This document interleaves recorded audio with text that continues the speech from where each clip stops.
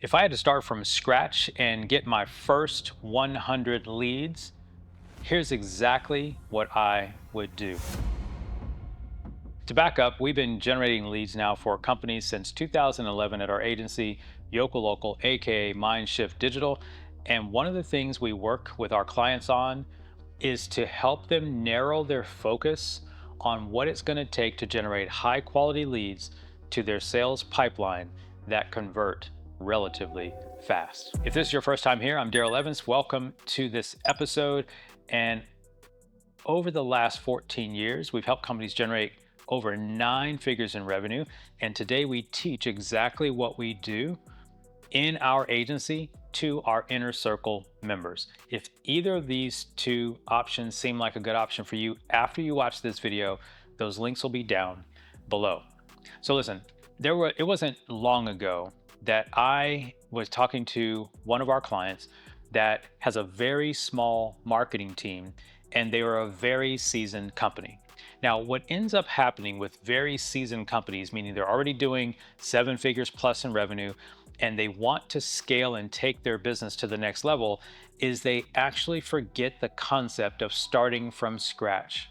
And this is a concept that I've used for many, many years. I call it the lean growth method, and I'm going to walk you through every step of the way we think about that framework. You know, in many cases, when we're trying to scale up our business, the best thing we can do is scale down before we scale up. And sometimes we have to go back to the basics. And I've been very privileged to use this framework, not just in my own businesses, but for the hundreds and hundreds of clients we've helped through the agency. So it's going to sound simple to some of you, but for those of you that are listening, I hope you get at least one major shift or one major breakthrough that'll help you go back to your marketing campaign, go back to what you're working on, and get a breakthrough right away. I can tell you that over and over and over again, we share this with our clients and they're like, oh, that's one of the things we weren't doing. Okay, first step. You might be selling a product or service to multiple types of buyers, multiple buyer personas, multiple client avatars, multiple ICPs, whatever the language is, right? And what I'm going to recommend that you do is you identify for this next level of growth, for this next level of scale, for this next campaign, you really only think about one single person. For example, I'm right now speaking to you. If you do your own marketing and you don't have a team, or if you're a marketer on a company that doesn't have anyone else on the team. See, our agency, we've had the fortunate opportunity to help companies with no or small marketing teams, help them scale as if they had a very big team because of the leverage our team brings to the table. This particular conversation is for you if you're the entrepreneur, founder, CEO doing your own marketing, or if you're that solo marketer who's wearing all the hats, okay? The first thing you can do is narrow down to that one buyer persona who's a perfect fit for your product or service. Everyone, when I ask the question, who's your ideal customer? People often say things like everyone who. And when the sentence starts with everyone who, I realize that that's going to be the failure to the campaign. The problem is there might be a lot of people who could buy what you want to buy what you want to sell, who can use the service the way you provided, but everyone is not ready today. When you're starting from scratch, get clear on the one buyer persona who you're going to focus your campaign and your efforts on so that you can narrow your focus on what we're going to do next. Step 2, once we have that one buyer persona, we're going to narrow in on one specific problem they need to solve. Not 5 problems they need to solve, not 10 problems they need to solve. What is the one problem that's keeping that person up at night? And we're going to tailor our messaging to speak to that one person with that one problem. How might that look in the real world? Well, let's just say you're selling real estate, for example. If you're selling real estate, there are a lot of things that could be going through your mind related to buying a home. It could be the financing. It could be how big the yard is going to be. It could be, whether it's going to have 3 bedrooms, 2 baths, and 2 garages. It could be whether it's 2-story or 1-story. It could be how you're going to save up for the down payment. There are a lot of problems or things that could be going through that customer's mind. But the question is what is the problem that's keeping them up the most at night? And how do you narrowed your focus in to speak directly to that one problem. I was very fortunate to learn this many, many years ago. And it sounds like we're leaving options on the table when we go too narrow. The reality is when we go very, very narrow, we actually speak so directly and so clearly to our customer that they are just magnetized to what we're saying. Okay. So one buyer, one problem. Step three, choose just one traffic source in order to get your message in front of that customer. Now, I'm not here to say that you have to use Facebook or Instagram or LinkedIn or Google Ads or run SEO or do email outreach or cold direct mail, whatever that might look like. But whatever's working in your business, choose one strategy. I remember way, way back 25 years ago, back then I chose direct mail. And some would say, well, why wouldn't I have done newspapers or radio or TV? Well, I didn't have the capital to do it all. So I chose the one thing that I knew matched my buyer persona and who I knew I could reach with a direct response message. So once you have your one buyer and you have that one problem that they want to solve, then just choose one traffic source, one mechanism, one modality that you're going to use to reach them. If you come to our agency, we generally are going to choose one of two. It's either going to be Meta or it's going to be Google. We're not going to chase a lot of rabbits. It doesn't mean cold outreach doesn't work. It doesn't mean direct mail doesn't work. It doesn't mean TV, radio, billboards don't work. But we choose the mechanism that most of you say you want, which is when I start this campaign, where am I going to get the fastest ROI? Okay, so choose one, not more than one. Step 4 in the process is choose what is going to be the content or creative modality that you're going to use.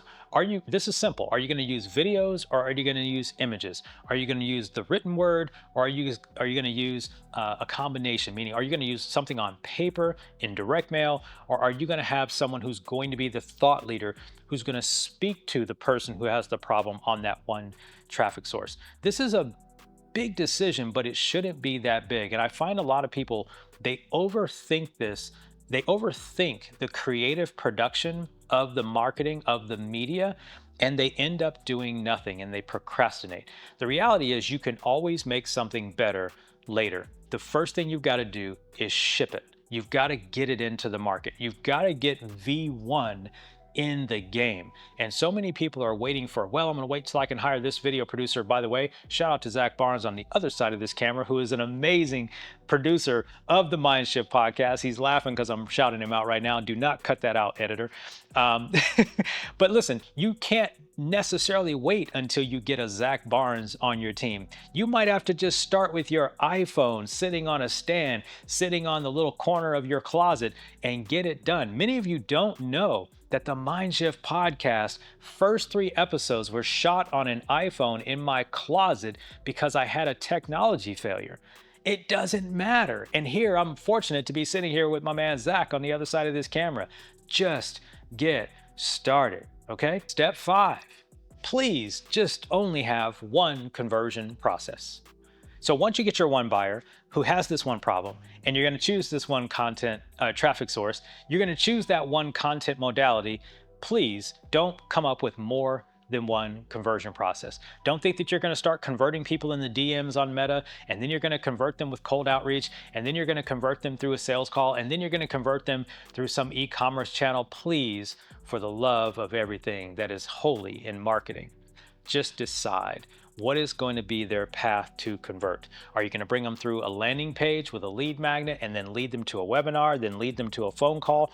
But do me a favor and design that process. It's like going through the drive-through at McDonald's or the drive-through at a fast restaurant of any kind, right? For years, you could only do one thing, and that conversion process was park your car, get out, go inside. Now, you can choose to eat there or leave, but the conversion process happened in one way, and that was at the counter. Then along came the drive-through. Then along came the people from inside the restaurant to come out and take your meal, take your order outside at the curb, like at Chick-fil-A or Cane's. Then came the now you can order your meal on the kiosk inside. But for you, please just choose one conversion process and make sure it's magnificent. Step 6 is only one offer. You notice the theme here. In lean growth, we have to get focused. One buyer, one problem, one traffic source, one content modality, one conversion process. And then when they get there, please just make them one offer. What is the one offer? That one offer might be something that they can involve themselves in to become a lead. Then that one offer could be something that involves themselves in to learn more about your business. And then it could be that process of what you're selling. But so often we get to the sales process and we say, well, you could do this or this or this. And there's some psychology to offering people three choices. I get it. That's not where we're at right now. You're a small marketing team, you're an independent marketer or owner doing your own marketing. You need to keep things very narrow. Maybe that's a membership program. Maybe that's a done for you service. Maybe that's a project of some sort. But make sure you have just one offer. And oftentimes, when I see businesses that are really struggling, it's because they've got too many offers on the table. Well, we can make this much if we sell this, and we can make that much if we sell that. And again, if you're a major size company, this doesn't apply, except to the fact that when we come in and work with companies that have been around, that are doing 7 and 8 figures, oftentimes we're going in and carving out this model inside of a division, inside of a product line, inside of a product suite. Just one division. I remember we had a company that was in the automotive supply business on the wholesale side. This is probably 7 or 8 years ago. And when you go to the website, they had 33,000 products. 33,000 products. How do we come in and start optimizing when they have 33,000 products? We come in and we applied the lean growth method. And we started segmenting their departments and their product lines. And then we applied this philosophy. Last but not least, one delivery mechanism. One delivery mechanism. What does that mean? Delivery mechanism is how will someone get the thing that they bought, right? How will someone get it when they buy it? Like you go to Amazon today, it's beautiful, right? Because you know it's going to get shipped to your house. But you also, if you happen to want to, you can go down, you can say, I want to pick it up at a local locker, right? It's normally pretty clear how you're going to deliver the thing. Sometimes though, we get a little confused and we say, well, we're going to do it as we're going to deliver the product this way, or we're going to deliver it that way, or we can do it this way, or what is your choice, Mr. and Ms. Client? The reality is you have to own the delivery mechanism to tie it in so that you're not doing 1,000 things. I sat down with a very, very successful owner, CEO, and I had a recommendation for their campaign, and it was around their best-selling book. And the thing that I wanted to do that I still think today would work, but it was a very clear response and it spoke to this idea of one delivery mechanism. And I recommended that rather than them continue to allow individuals who are buying the book to just buy it from Amazon, that we fulfill the book sales from the website. And the reality was, it was not congruent with the current delivery mechanism that was in the company already, and there was a clear argument as to why that was going to cause more pain than what it was worth for the benefit that we thought we might get. The thing that I loved about her answer was that is going to cause us way too much turmoil than what we think would be the gain. So this was an example of we already do it this way, and it's not because we only do it this way because that's how we've always done it. That's not the way that conversation went. There was a clear articulation as to what the challenges would be if we tried to implement that idea. And so I really appreciate the idea that there was just this one delivery mechanism that we were going to stick to, and then we needed to just go up the chain to figure out the layers. So listen, I have been an entrepreneur for 35 years this year.